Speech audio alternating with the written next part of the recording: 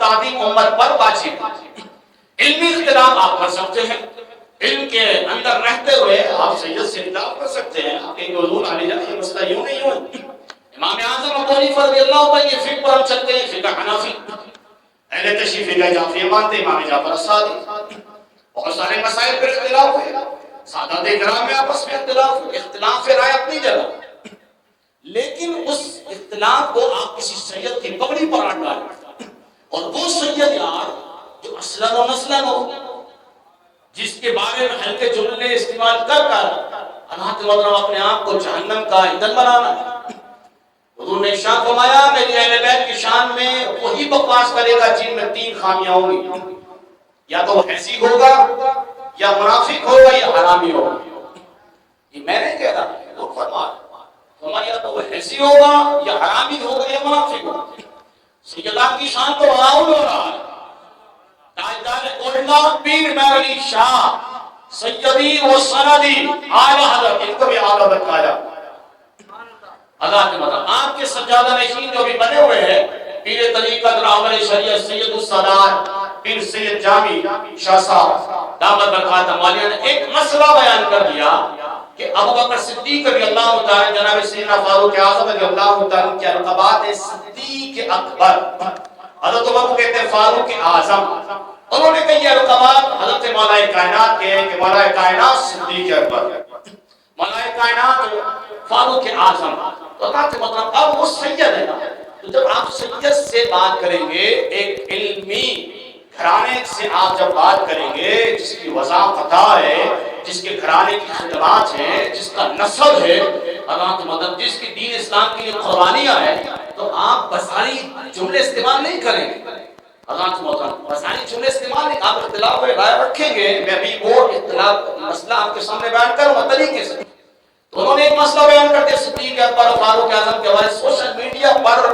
میں نے ایسی پوسٹیں دیکھی سادات کے حوالے سے، اس گھرانے کے حوالے سے کہ تاجدار گولڈا پیر مہر علی شاہ کے گھرانے کے حوالے سے تعداد کے مدد بندہ مل جائے، وہ سید ہے، وہ سادات کی تعظیم امت پر واجب ہے۔ آپ علمی میدان میں آپ بات کریں، آپ ہاتھ جوڑ کر، آپ رضوی ہیں۔ امام محمد رضا نے اپنے آپ کو سادات کے گھرانے کا کتا بیان کیا ہے۔ اللہ تے مطلب تیری سرکار میں لاتا ہے رضا اس کو شفیع جو میرا غوث ہے اور ڈانٹا بیٹا تیرا۔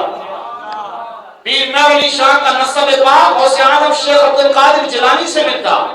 اللہ تے مطلب کچھ نسب کا خیال کریں، کچھ گھرانے کا خیال کریں، ہر جگہ پر بازاری بولی استعمال نہیں کی جاتی۔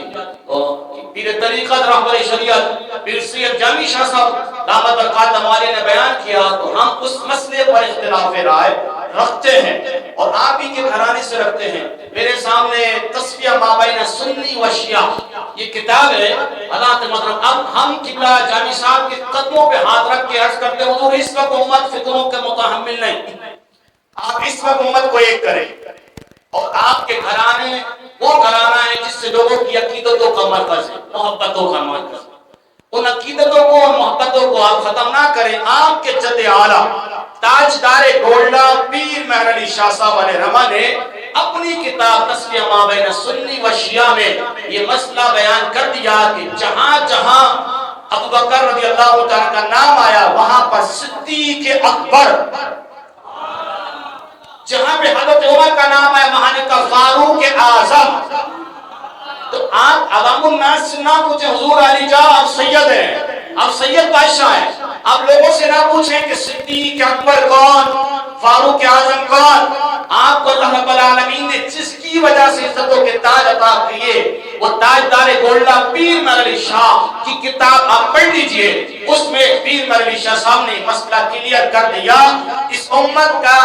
صدیق اکبر ابو بکر ہے، اس امت کا فاروق اعظم عمر بن خطاب ہے، اس امت کا ذوالنورین عثمان غنی ہے، اس امت کا شیر خدا مولا کائنات ہے۔